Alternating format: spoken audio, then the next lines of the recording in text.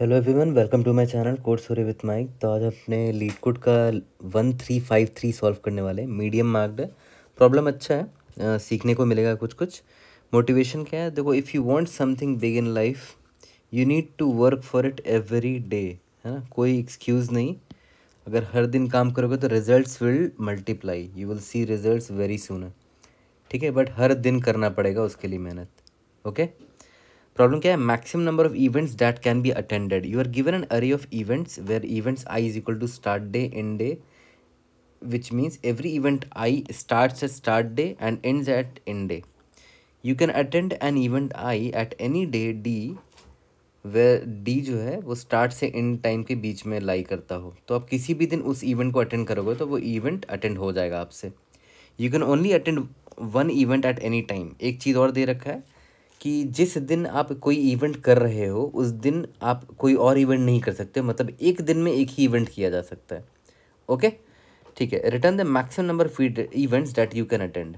तो देखते हैं, जैसे यहाँ पर इवेंट्स दे रखा है 1 2 2 3 3 4 दे रखा है, आउटपुट 3 है इसका। देखते हैं कैसे। मान लेते हैं ये डे 1 है आपका, ये आपका डे 2 है, ये आपका डे 3 है। तो जो पहला इवेंट है, देखो, पहला दिन में ख़त्म होता है, दूसरा पहला दिन में स्टार्ट होता है, दूसरे दिन में ख़त्म होता है, मतलब डे 1 से डे 2 तक चलता है वो। दूसरा इवेंट को देखते हैं, डे 2 से डे 3 तक चलता है। तीसरा इवेंट डे 3 से डे 4 चल रहा है। तो इसको मैं इधर शिफ्ट कर देता हूँ ताकि मैं डे 4 भी शो कर सकूँ। डे 4, और कब से स्टार्ट हो रहा है वो डे 3 से लेकर डे 4 तक चलेगा, ठीक है। ये 3 इवेंट का मैंने डायग्राम बना दिया है। तो क्या मैं तीनों इवेंट अटेंड कर सकता हूँ, देखता हूँ आंसर, क्योंकि 3 है यहाँ पर। तो देखो मैं क्या करूँगा, मैं डे 1 में ना, जब पहला दिन हो रहा होगा, डे 1 की बात कर रहा हूँ, तो उस दिन मैं इवेंट नंबर 1 को अटेंड कर लूँगा डे 1 में, ठीक है। डे 1 ये है, डे 2 ये है, डे 3 ये है। तो मैंने क्या किया, डे 1 में इवेंट 1 को अटेंड कर लिया, डे 2 में इवेंट 2 को अटेंड कर लिया, डे 3 में इवेंट 3 को अटेंड कर लिया। तो देखो एक चीज़ नोटिस करो, हर दिन एवरी डे आप सिर्फ एक ही इवेंट करते हो जो कि हमारे कंस्ट्रेंट को सेटिस्फाई भी कर रहा है। प्रॉब्लम में दे रखा है कि एक दिन में आप एक ही इवेंट कर सकते हो। तो ये पहला दिन था, डे नंबर 1 था, तो इस दिन आपने सिर्फ एक ही इवेंट किया। डे नंबर 2 में आपने सिर्फ ये इवेंट किया, डे नंबर 3 में आपने ये इवेंट किया, है ना, थर्ड इवेंट किया। तो इसलिए तीनों इवेंट अटेंड करना पॉसिबल है, ओके। तो देखते हैं अपना थॉट प्रोसेस क्या होगा। तो मान के चलते हैं, एक एग्जांपल लेते हैं यहाँ पर, ठीक है। तो मैंने आपको हमेशा बताया कि इस तरह के प्रॉब्लम जिसमें इंटरवल दे रखा हो, या फिर टाइम इंटरवल हो, या डे इंटरवल हो, तो यूजुअली मैं क्या करता हूँ, मैं या तो सॉर्ट करके सबसे पहले देख लेता हूँ कि अगर मैं सॉर्ट कर दूँ इसको, ठीक है। अब सॉर्टिंग भी डिपेंड करता है कि starting based on the start day आप सॉर्ट करोगे या based on the and day आप सॉर्ट करोगे, तो वो डिपेंड करता है। मैं दोनों से ट्राई मार लेता हूँ जिससे मेरा आंसर आ जाए, ठीक है। तो जब भी इंटरवल्स दिया हो तो मन में सॉर्टिंग चलना तो ज़रूर चाहिए आपके, है ना, कि सॉर्टिंग से कुछ तो किया जा सकता है, ओके। अभी के लिए देखते हैं कि सॉर्टिंग क्यों मुझे इंपॉर्टेंट लगा। जैसे मान के चलते हैं, अभी मान के चलते हैं डे इज इक्वल टू 1 चल रहा था, पहला दिन था, ठीक है। लेकिन और आप मान लेते हैं आप यहाँ पर हो, इंडेक्स नंबर आई पर हो, ये पहला इवेंट आपको दिखा। बट देखो ध्यान दो, ये तो थर्ड डे में स्टार्ट हो रहा है, तो डे 1 में आप इसको स्टार्ट कर ही नहीं सकते, ठीक है। फिर मान लेते हैं डे इज इक्वल टू 2 आया, तो डे 2 में भी आप इसको स्टार्ट नहीं कर सकते, क्योंकि देखो डे 3 में ये स्टार्ट हो रहा है, तो डे 3 में आप इसको स्टार्ट कर पाओगे। तो डे 3 हुआ तो आपने इसको स्टार्ट कर लिया, फिर ये आई आगे भागा।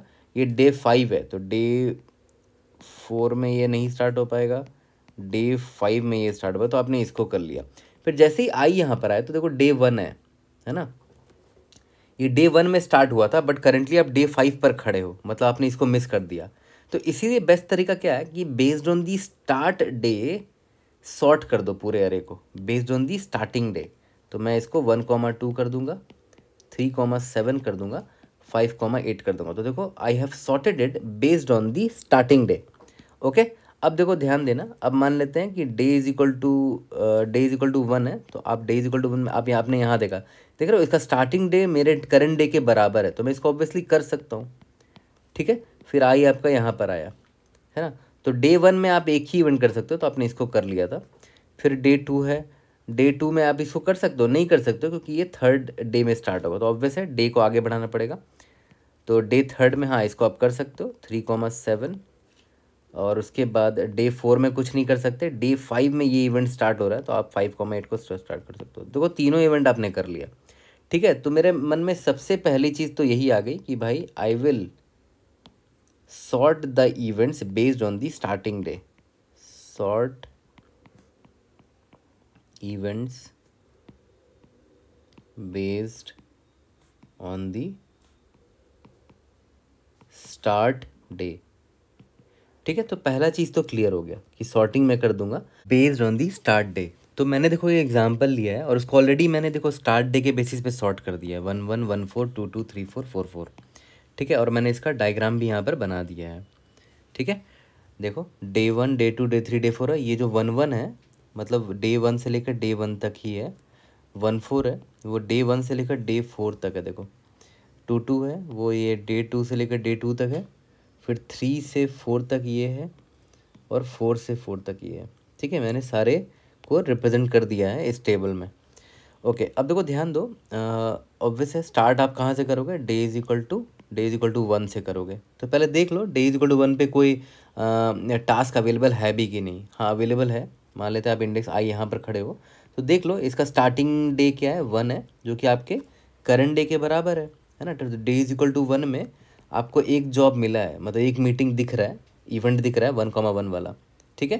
लेकिन देखो डे इज इक्वल टू 1 में और भी चीज़ें और भी इवेंट स्टार्ट हो सकते हैं। देखो ये भी तो स्टार्ट हो रहा है डे इज इक्वल टू 1 में, तो मैं क्या करूँगा चेक करता रहूँगा जब तक डे इज इक्वल टू 1 वाले इवेंट्स मुझे नहीं मिल जाते। ये 1,1 है 1,4 है, ठीक है। तो मुझे 2 इवेंट दिख रहे हैं। अब आइए आगे बढ़ के मैं और चेक कर लेता हूँ कि क्या और इवेंट है क्या, नहीं। देखो ये जो इवेंट है ये सेकंड डे पर स्टार्ट होगा, बट करेंटली आप डे इज इक्वल टू 1 पर हो, तो डे इज इक्वल टू 1 पे यही 2 इवेंट्स चल रहे हैं करेंटली, है ना। तो आपको पता होना चाहिए कि जिस दिन है डे इज इक्वल टू जो भी है डे इज इक्वल टू 1 है ना, तो उस दिन कौन कौन से इवेंट्स चल रहे हैं वो आपको पता होना चाहिए, ठीक है। अब देखो ध्यान दो, अब आपके पास देखा जाए तो ऑप्शन आ रहा है कि भाई मैं किसको करूँ यहाँ पर, 1,4 को करूँ या 1,1 को करूँ। अगर आपने 1,4 को कर लिया अभी तो देखो प्रॉब्लम क्या होगा, अभी डे 1 में आपने 1,4 को अगर कर लिया तो उसके बाद क्या होगा, एक दिन में एक ही इवेंट आप अटेंड कर सकते हो, तो डे इज इक्वल टू जब 2 हो जाएगा, ठीक है। तो डे इज इक्वल टू 2 में आप 1,1 को नहीं कर पाओगे, क्यों, क्योंकि देखो याद करो ये 1 इसका 1 में ही ख़त्म हो गया था ये, है ना। इसका एंडिंग डे भी 1 ही था। अब आप डे 2 पर हो, अब आप इसको कर ही नहीं सकते, ठीक है। बट अगर आप डे इज इक्वल टू 1 पे अगर आप इसको कर लेते हैं ना 1,1 पर इसको कर लेते हैं तो डे इज इक्वल टू 2 में भी आपके पास ऑप्शन है कि आप 1,4 को कर सकते हो, क्योंकि देखो 1,4 जो है वो डे 2 तक भी चल रहा है ना। ये तो चौथे दिन में ख़त्म होगा, मतलब डे 2 पर भी आपके पास ऑप्शन है कि आप 1,4 को कर सकते हो। तो यहाँ से एक बहुत इंपॉर्टेंट ऑब्जर्वेशन निकल कर आया कि अगर मेरे पास ऑप्शन है ना, फॉर एनी डे, ठीक है, if I have an option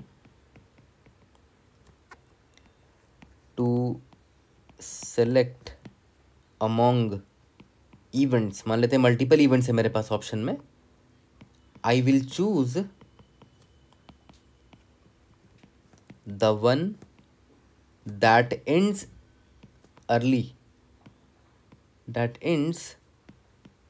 earlier, ठीक है।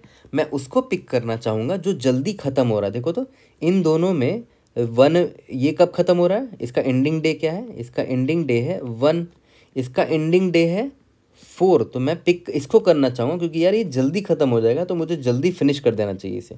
ये तो 4th डे में ख़त्म होगा तो मैं बीच में भी इसको फ्यूचर में उठा सकता हूँ, हो सकता है मैं इसको डे 2 में कर लूँ या डे 3 में कर लूँ या डे 4 पे भी कर सकता हूँ इसको, ठीक है। तो ये एक इंपॉर्टेंट ऑब्जर्वेशन था, ठीक है। तो इस ऑब्जर्वेशन के हिसाब से अगर मैं चलूँ तो देखो मैं क्या करूँगा, मैं डे इज इक्वल टू 1 पर 1,1 को फिनिश कर दूंगा। तो मैं यहाँ लिख देता हूँ कि अभी तक मैंने क्या क्या फिनिश किया है, finish is equal to 1,1, okay, ठीक है। बट पेंडिंग अभी 1,4 है, ओके। तो मैं 1,1 को यहाँ से हटा देता हूँ। अब मेरा ऑब्वियस है डे बढ़ेगा क्योंकि पहले दिन में आपने ये कर लिया तो उस दिन अब आप और कुछ नहीं कर सकते, you have to go to next day. तो नेक्स्ट डे मतलब ये 1 अब हट के मेरा डे नंबर 2 हो गया, ओके। अब देखते हैं इंडेक्स आई मेरे यहाँ पर था ना, तो डे नंबर 2 में ये इवेंट स्टार्ट हो चुका होगा, ठीक है। तो अब मेरे पास ये भी आ चुका है ऑप्शन में, 1,4 के अलावा अब मेरे पास ये भी ऑप्शन है। और सही बात भी अगर आप नोटिस करो डे 2 पर डे 2 पर देखो 2 इवेंट चल रहा होगा, ये रहा। डे 2 पर देखो ये वाला इवेंट भी चल रहा है और ये वाला भी इवेंट चल रहा है, और सही बात है एग्जैक्टली आपके पास भी वही 2 ऑप्शन दिख रहे हैं, 1 4 एंड 2 2। ठीक है, देख लेते हैं। आई आगे बढ़ के देखता है। आई जब यहाँ पर है तो इसने देखा यार ये तो 3rd डे में स्टार्ट होगा, डे 3 में स्टार्ट होगा, तो इसको ये मेरे पास अभी ऑप्शन में है ही नहीं। तो डे 2 में मुझे किसको करना चाहिए वो मैं देख लेता हूँ। मैं 1,4 को करूँ या 2,2 को करूँ, फिर से मैं वही दिमाग लगाऊंगा, वो इवेंट पिक करूँगा जो अर्ली एंड हो रहा हो, जल्दी ख़त्म हो जाएगा। जैसे ये देखो, इसका एंडिंग टाइम 4th डे है, इसका एंडिंग टाइम 2nd डे है, तो आई कंप्लीट दिस वन, है ना। तो मैं 2,2 को फिनिश करूँगा, तो मैं यहाँ लिख देता हूँ 2,2 को मैंने फिनिश कर दिया, यानी कि 2 इवेंट मैंने फिनिश कर दिए। ठीक है, अब यानी कि 2nd डे का काम आपका ख़त्म हो गया। अब आपको 3rd डे जाना पड़ेगा, क्योंकि अब 2nd डे में अब और इवेंट आप नहीं अटेंड कर सकते। अब 3rd डे पे पर आ गए, करंटली आपका इंडेक्स यहाँ पर है, तो आपने देखा कि अच्छा इसका स्टार्टिंग डेट जो है वो मेरे करंट डेट के बराबर है, ये रहा। ऑब्वियस बात है, डे 3 है और वो डे 3 में ही स्टार्ट हो रहा था, तो मेरे पास ये भी अब ऑप्शन में आ चुका है कि 3,4 वाला इवेंट भी मेरे ऑप्शन में आ चुका है। फिर आई को आगे बढ़ाते देखते हैं और भी है क्या। नहीं, ये नहीं हो पाया, क्योंकि देखो ये 4थे दिन में स्टार्ट होगा, तो डे 3 पर आऊँगा मैं, लेकिन अभी तो मेरे पास अभी बस यही 2 ऑप्शन है, 1 4 और 3,4।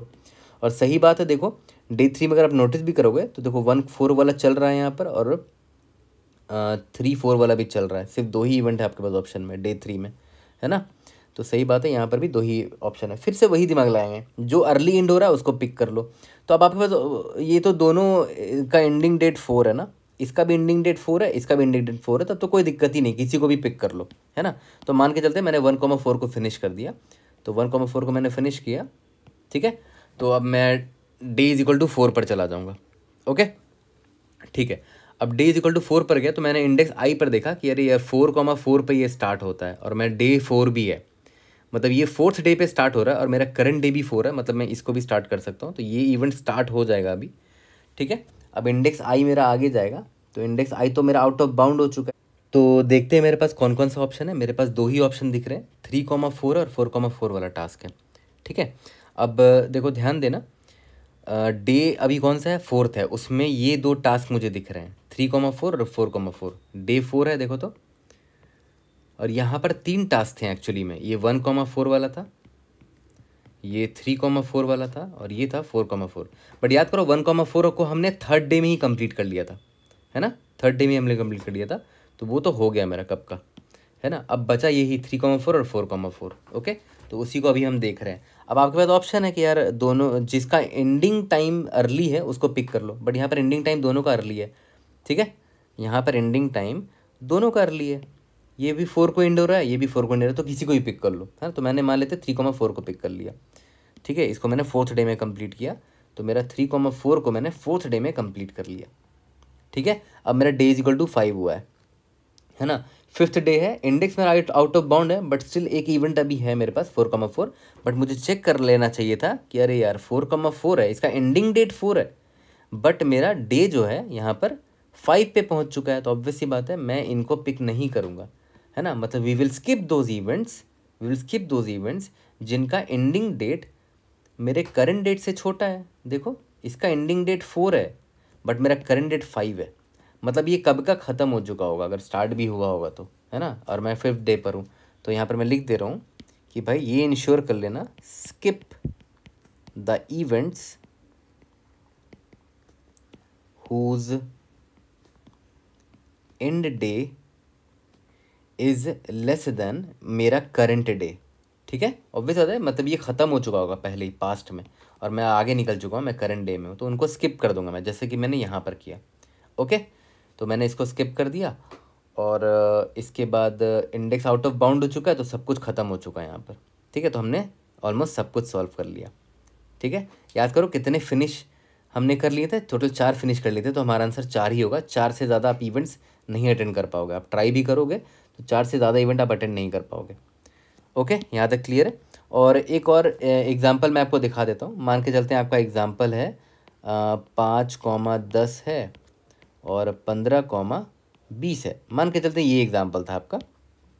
तो एक बात बताओ, डे इज इक्वल टू मान लेते हैं 1 से स्टार्ट करेंगे अगर, तो फ़ायदा है नहीं, क्योंकि देखो ये जो जॉब है, पहला वाला जॉब जो है इंडेक्स 0 वाला जॉब, ये तो 5th डे में स्टार्ट हो रहा है, तो 1st डे में ये तो स्टार्ट हो नहीं रहा है ना।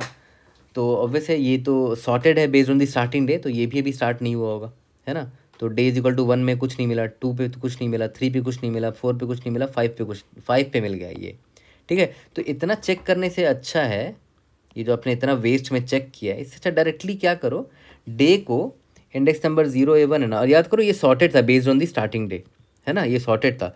तो मैं डायरेक्टली पता है क्या करूँगा, इवेंट्स का जो पहला इवेंट होगा ना, इवेंट्स का जो 0th इंडेक्स पे इवेंट होगा, उसका जो स्टार्टिंग डे होगा, है ना, वहाँ से डे स्टार्ट कर दूंगा। तो यानी कि मेरा डे का वैल्यू एक्चुअली में अभी 5 है। 1 से स्टार्ट करने से फ़ायदा ही नहीं, क्योंकि उस वक्त कोई इवेंट हो ही नहीं रहा था, है ना। तो डे को मैं डायरेक्टली स्किप कर सकता हूँ यहाँ पर, है ना। तो इससे मेरा फ़ायदा भी होगा, बेकार के चेक्स, कुछ ऐसा कोई नुकसान नहीं है आपका, बट फ़ायदा ये होगा कि बेकार के चेक से आप बच जाओगे। डायरेक्टली आप 5th डे पे आ गए, जो कि रिलेवेंट है अभी मेरा, है ना। ठीक है, तो मान लेते हैं करंट इंडेक्स आई यहाँ पर है, तो मैं देखूंगा कि मेरा करंट डे क्या है भाई, 5th है, और मेरा करंट इवेंट जो है यहाँ पर जिस इंडेक्स पर मैं खड़ा हूँ, उसका स्टार्टिंग डे और मेरा करंट डे एग्जैक्टली बराबर है। तो मतलब 5, 10 को मैं पिक कर सकता हूँ, ये मेरे पास ऑप्शन है अभी। डे कौन सा है, डे इज इक्वल टू 5 है, ठीक है। अब आई को और आगे बगड़ा के देख लेते हैं। ये तो 15वां डे है, जो कि अभी स्टार्ट हुआ ही नहीं हुआ, क्योंकि मैं करंट डे 5 है मेरा, है ना। तो मैं क्या करूँगा, तो ऑब्वियस सी बात है, मैं रुक जाऊँगा यहाँ पर, आई को यहीं पर रोक लूँगा अभी, और मैं देखूँगा कि मैं इसको पिक कर सकता हूँ। मेरे पास ऑप्शन एक ही है, तो मैंने इसको पिक कर लिया, ठीक है। तो इसको मैं पॉप कर लेता हूँ, मतलब इसको फिनिश कर लेता हूँ। फिनिश में 5, 10 हो गया। तो अब देखो अब क्या होगा, अब मेरा डे इज इक्वल टू 6 होगा, क्योंकि मैंने इस इवेंट को कर दिया है। तो छठे दिन में कोई इवेंट स्टार्ट हुआ है क्या, करंट इंडेक्स मेरा आई यहाँ पर है, ये तो भाई 15th डे में स्टार्ट हो रहा है। और यहाँ पे मेरे पास कोई ऑप्शन भी में नहीं है इस लिस्ट में जिससे मैं कुछ टास्क इवेंट अटेंड कर सकूँ, तो कुछ नहीं है मेरे पास अवेलेबल। तो मुझे कुछ ना चाहते हुए भी बस डे को बढ़ाना पड़ेगा। तो डे 7 हुआ, डे 8 हुआ, डे 9 हुआ, अल्टीमेटली कहाँ पहुँच जाओगे, डे इज इक्वल टू 15 पर पहुँच जाओगे, ठीक है। तब पता चलेगा कि अच्छा इंडेक्स आई पर जो इवेंट अभी है, उसका जो स्टार्टिंग डेट है ना, उसका जो स्टार्टिंग डे है वो मेरा 15 है, और मेरा करंट डे भी 15 है, ठीक है। तो यहाँ पर मैं क्या करूँगा, 15 ये इसको मैं डाल दूंगा कि भाई मेरे पास ये ऑप्शन है, डे 15 है और 15 डे में ये ऑप्शन चल रहा है मेरे पास, ओके। तो यहाँ पर भी आपने देखा, यहाँ पर मैंने फिर से वही गलती करी कि भाई मैं यहाँ पर जब 5वां दिन था, जब छठा हुआ, तो ये इवेंट तो अभी स्टार्ट हुआ ही नहीं है, ना ही 7वां पे, ना ही 8 पे, यहाँ 9 पे, यहाँ 10 पे, ना ही 11 पे, ना ही 12 पे, डायरेक्ट 15 पे हुआ। तो यहाँ पर भी इतना चेक ना करने के बजाय आप डायरेक्टली 15 पर जा सकते थे, है ना। आपको आइडियली 15 पे डायरेक्टली चले जाना चाहिए था, ठीक है। चलो मान लेते हैं 15 पे आ गए, तो ये आपके पास ऑप्शन है अभी करेंटली, ठीक है। तो फिर से आप वही करोगे, यहाँ पर 15,20 डाल दिया, और ये फिनिश कर सकते हो आप, एक ही ऑप्शन है आपके पास, क्योंकि यहाँ पर अब तो आई मेरा आउट ऑफ बाउंड हो जाएगा। तो 15,20 था, तो आपने इसको फिनिश कर दिया, ठीक है। अब डे मेरा 16 आया, ओके। अब डे 16 आया, बट आपका ये भी खाली हो चुका है और इंडेक्स भी आउट ऑफ बाउंड हो चुका है। तो बस आपने 2 ही इवेंट फिनिश कर पाए, आपका आंसर 2 होना चाहिए, ठीक है। तो ये एग्जाम्पल मैंने बस इसलिए बताया ताकि आप कुछ जो इवेंट्स मतलब डेज का जो इंक्रीमेंट कर रहे थे उसको आप स्किप किया जा सकता था, है ना। 15 से डायरेक्टली मैंने डे 5 से स्टार्ट किया, उसके बाद डे 15 पर डायरेक्टली चला गया, एंड सो ऑन, ओके। यहाँ तक क्लियर है। बस सबसे इंपॉर्टेंट ऑब्जर्वेशन एक्चुअली में यही था कि for any day you have an option to select among events, I will choose the one that ends earlier, जो पहले ख़त्म हो जाए मैं उसको पिक करूँगा। और याद रखना कि उन इवेंट्स को फिल्टर आउट कर देना जो कि एंड डे से, जो मेरे करंट डे से छोटे हैं, जिनका एंड डे है ना। जैसे यहाँ पर हमारे साथ हुआ था 4,4, मैं करंट डे 5 में था, लेकिन ये 4,4 पर, ये 4 पर ही एंड हो गया था। तो मैं इसको, ये मेरा आंसर नहीं हो सकता है ना, मैं इसको डिलीट कर दूंगा, क्योंकि 4th डे में याद है मैंने इसको पिक कर लिया था 3,4 पर। तो इसको तो मैं एनीवेज नहीं कर सकता, इसीलिए मुझे इसको हटा देना चाहिए था। तो ये क्लीनिंग वाला पार्ट ज़रूर से कर लेना, ओके। अब सबसे ज़रूरी सवाल ये आता है कि भाई ये जो मैं स्टोर कर रहा हूँ, जो मेरे पास ऑप्शन थे, मैं कहाँ स्टोर करूँ। याद करो यहाँ पर जब 1, स्टार्टिंग में, एकदम स्टार्टिंग में जब 1,1 और 1,4 था, तो मैंने आपको बोला था ना मुझे वो वाला एलिमेंट चाहिए जो अर्लीस्ट एंड हो, है ना। तो इनमें से मुझे कौन सा इवेंट उठाना चाहिए, मुझे इसको उठाना चाहिए, है ना। तो अर्लीस्ट एंड हो मतलब सबसे स्मॉलेस्ट एंड डे हो। तो एक तरीका क्या हो सकता है कि आप एक मिन हीप ले लो, है ना, और मिन हीप ऐसा ले लेना सच दैट जो इवेंट्स होंगे ना वो based on the ending date sorted हो असेंडिंग ऑर्डर में, यानी कि सबसे पहले 1,1 आए, ठीक है। उसके बाद 1,4 आए, ऐसे होना चाहिए था, ठीक है। बट ये आपको कस्टम सॉर्ट लिखना पड़ेगा, एक कंपैरेटर लिखना पड़ेगा जो कि मिन हीप को इस तरह रीअरेंज करे based on the ending day. छोटा ऊपर आना चाहिए, उसके बाद नीचे बड़ा आना चाहिए, एंड सो ऑन। इससे अच्छा पता क्या है, देखा है तो आपको सिर्फ एंड डे से ही तो मतलब है। तो यहाँ पर आप सिंपली स्टार्ट डे ना डाल के सिर्फ एंड डे डालो, है ना। तो मैं यहाँ पर सिर्फ एंड डे ही डालूँगा, है ना, एंड डे डालूँगा यहाँ पर। एंड डे 1 था, एंड डे मेरा फिर 4 था, क्योंकि मुझे एंड डे ही से तो कंपेयर करना है हर बार, मुझे इसी से तो मतलब है ना। तो मैं अपना जो प्रायोरिटी क्यूब मिन हीप जो बनाऊँगा वो सिर्फ उसमें मैं एंड डे डालूँगा, है ना। मतलब नॉर्मल इंटीजर डालने से भी काम चल जाएगा, पेयर डालने की ज़रूरत नहीं है, क्योंकि स्टार्ट डे से आपको मतलब है नहीं, एंड डे से आपको मतलब है ना। यहाँ तक क्लियर है। तो एक चीज़ और पता हमें चल गई कि मुझे अर्लीस्ट एंडिंग वाला एलिमेंट इवेंट चाहिए था, तो उसके लिए मैंने मिन हीप यूज़ किया स्टोर करने के लिए अपने इवेंट्स को, ठीक है। और वहाँ पर मिन हीप में मैं सिर्फ एंड डे डाल रहा हूँ, क्योंकि मुझे एंड डे से ही मतलब है ना, ठीक है। यहाँ तक क्लियर है, ओके। तो I think we are good. अब हम जल्दी से जब कोड करेंगे तो सेम स्टोरी देखना रिपीट होगा, कुछ भी एक्स्ट्रा नहीं होगा जो मैंने यहाँ पर नहीं बताया हो, ओके। सब कुछ बताया हुआ कोड करूँगा, सिंपल सा स्टोरी है, उसको कोड में कन्वर्ट करते हैं। देखो, तो चलो इसका कोड कर लेते हैं। सबसे पहले int n equal to events और साइज मैंने डिफाइन कर लिया। उसके बाद ले लेते हैं कि अभी करंट डे मेरा क्या है। अच्छा हाँ, सबसे पहले मैंने क्या बोला था कि भाई सॉर्ट करना मत भूलना, sort of begin of events end of events, ठीक है। तो ये based on the starting point sort हो जाएगा, ओके, बाय डिफ़ॉल्ट। अब मुझे डे इज इक्वल टू क्या रखना था, मैंने क्या बोला था कि इवेंट्स का ज़ीरोथ इंडेक्स यहाँ पर स्टोर कर दो, ठीक है। और क्या क्या स्टोर कर सकते हैं, इंट आई एक पॉइंटर लेना था मुझे जो कि इवेंट्स पर इटरेट करने पे हेल्प करेगा, और एक वेरिएबल लेते हैं int count is equal to 0। ये मेरा रिजल्ट होगा, result number of events attended. यहाँ तक क्लियर है, ओके। इसके बाद वही चेक लगाते हैं वाइल। तो याद करो मैंने आपको बोला था ना कि भले इंडेक्स मेरा आउट ऑफ बाउंड हो गया, मुझे देखना पड़ेगा कि मेरे प्रायोरिटी क्यू में और भी अवेलेबल है कि नहीं लिस्ट, है ना, इवेंट्स और भी अवेलेबल है कि नहीं। तो दोनों चेक में डालना पड़ेगा, चाहे इंडेक्स आउट ऑफ बाउंड हो चाहे प्रायोरिटी क्यू खाली ना हो, तब तक ये चलेगा, है ना। इंडेक्स अगर आउट ऑफ बाउंड हो भी जाता है तो मुझे फ़र्क नहीं पड़ता, मुझे देख लेना चाहिए कि अगर प्रायोरिटी क्यू एम्प्टी नहीं है तो मुझे उन लोगों को भी प्रोसेस करना है, ठीक है। तो दोनों में से कोई भी अगर ट्रू होगा तो मैं अंदर आऊँगा, ओके। अब मैंने आपको यहाँ पर बताया था कि भाई जितने भी इवेंट्स ऑफ आई, इसका स्टार्टिंग डे अगर मेरे करंट डे के बराबर हो जाता है ना, तो मैं क्या करूँगा, यहाँ पर वाइल लूप लगा देता हूँ, मैं उन सब को प्रायोरिटी क्यू में डालता चला जाऊँगा। तो पी क्यू डॉट पुश, और मैंने क्या बोला था, इवेंट्स ऑफ आई का सिर्फ एंड डे डाल देते हैं, मुझे उससे ही मतलब है, और आई प्लस प्लस करते रहो, है ना। और यहाँ पर आई प्लस प्लस करते जा रहे हो तो आई लेस देन एन चेक करना मत भूलना, ठीक है। तो यहाँ पर मैंने क्या किया, जितने भी इवेंट्स थे जो मेरे करंट डे के हिसाब से स्टार्ट हो रहे हैं, मैच कर रहा है जिनका स्टार्टिंग डे मेरे करंट डे से, मैं उनको पुश कर लूँगा अपने प्रायोरिटी क्यू में, ठीक है, ओके।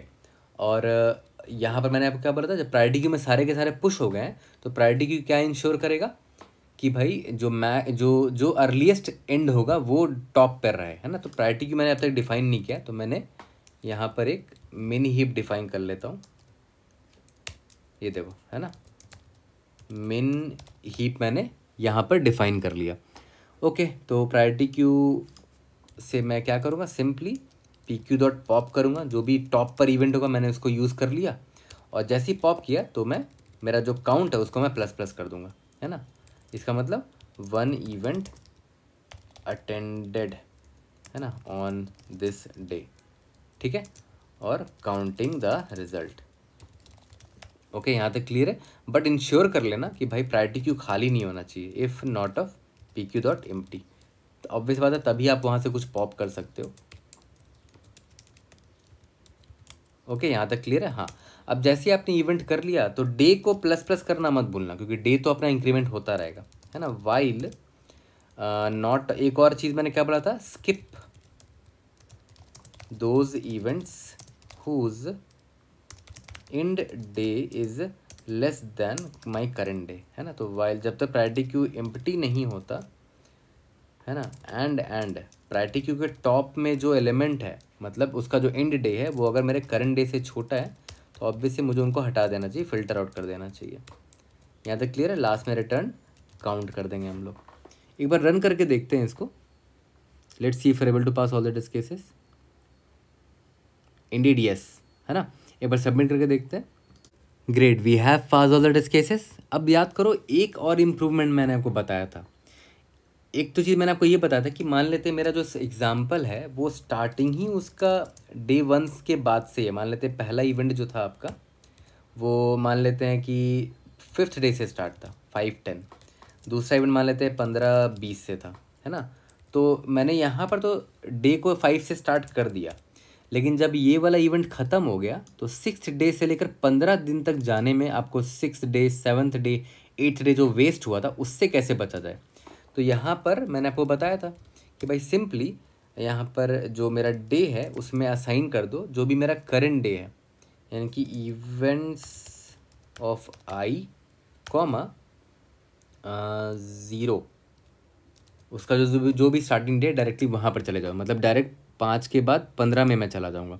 ठीक है, यहाँ तक क्लियर है। लेकिन ये याद करो कब हम लोग करते थे, जब 5-10 हमने प्रोसेस कर देते थे। तो याद है मेरा प्रायोरिटी क्यू, जो मेरा प्रायोरिटी क्यू होता था उसमें जब मेरा स्टार्टिंग में 5-10 था तो मैंने इसको जब प्रोसेस कर दिया तो मेरा प्रायोरिटी क्यू खाली हो चुका होगा।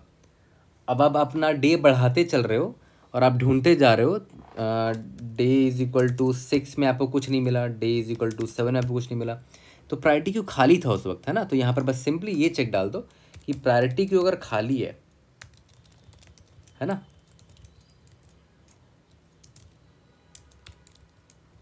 इसका मतलब क्या हुआ, प्रायोरिटी क्यू अगर खाली है इसका मतलब कि भाई डे इज़ इक्वल टू, मतलब कोई भी अभी अवेलेबल नहीं है इवेंट, तो डे को डायरेक्टली इंडेक्स आई पर जो इवेंट है उसके स्टार्टिंग डे से स्टार्ट कर दो।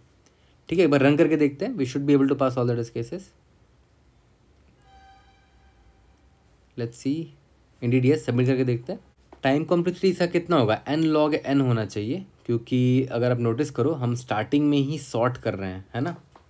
तो ये मेरा n log n हो गया टाइम कॉम्प्लेक्सिटी। अभी भी टाइम देखो पास हो गया हमारा टेस्ट केस। और इस वाइल लूप के अंदर देखो, अगर आप नोटिस करो आप हर इवेंट को 2 बार विजिट करते हो, है ना। एक बार पुश करते हो और एक बार पॉप करते हो, है ना। तो टोटल कितने इवेंट थे, n इवेंट्स थे, लेकिन पुश और पॉप का जो टाइम कॉम्प्लेक्सिटी होता है वो log of size of heap होता है, तो लॉग ऑफ n बोल सकते हो। और टोटल n इवेंट्स है तो n log n time complexity अभी भी होगा आपका। ठीक है, यहाँ तक क्लियर है। I hope I was able to help. See you in the next video. Thank you.